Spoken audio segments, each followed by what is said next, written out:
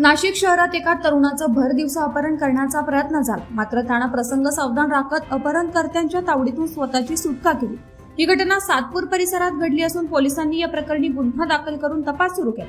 मिळालेल्या माहितीनुसार तेजस गाडगे यानं दिलेल्या फिर्यादीनुसार तो ड्रायव्हर म्हणून काम करतो आणि काही दिवसांपूर्वीच त्याचं लग्न मधुमती तरुणीशी झालं।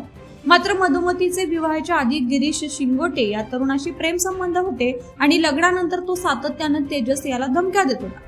17 सप्टेंबरला दुपारी 2 वाजता तेजस आपल्या मित्राला भेटण्यासाठी त्र्यंबक रोडवरील हिंद सोसायटी समोर असलेल्या चहाच्या टपरीवर गेला। तेथे गिरीश शिंगोटेचा मित्र शैलेश आणि अक्षय पवार आणि त्यांचे 4 ते 5 साथीदार स्विफ्ट डिझायर गाडी घेऊन आले।